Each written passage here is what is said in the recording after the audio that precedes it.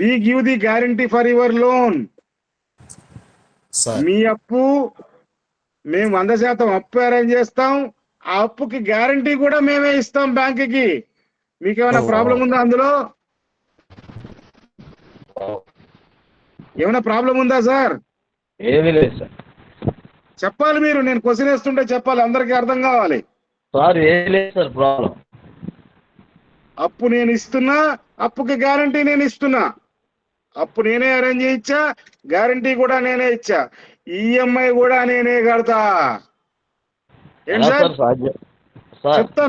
చెప్తాను. కమింగ్ కంగారు పడద్దు, చెప్తాను కదా.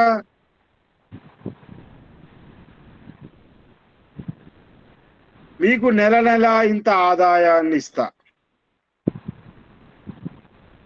సాధ్యమేనా? సాధ్యం కాదు. కానీ దాన్ని నేను ఒక ఎన్బిఎఫ్సి సంస్థ ద్వారా ఓకే చేయించా, ఒక ఫైనాన్స్ కంపెనీ ద్వారా. రూల్ ఏంటంటే ఎన్బిఎఫ్సికి రీఫైనాన్సింగ్ జరుగుతుంది. రీఫైనాన్సింగ్ ఎలా జరుగుతుంది? కొలెటరల్ ఇస్తే రీఫైనాన్సింగ్ జరుగుతుంది. సో ఆ కొలెటరల్ నేనే ఇచ్చా. ఎలా ఇచ్చాను? మార్కెట్లో ఈ అన్ని అప్లికేషన్లు కలిపితే ఒక 30 కోట్ల లోన్ ఎలిజిబిలిటీకి వచ్చాను సార్. ఎంత? 30 కోట్లు అన్ని అప్లికేషన్లు కలిపితే. 30 కోట్లు రీఫైనాన్సింగ్ చేయాలంటే మనం 60 కోట్ల ఆస్తి ఇవ్వాలా బ్యాంకుకి?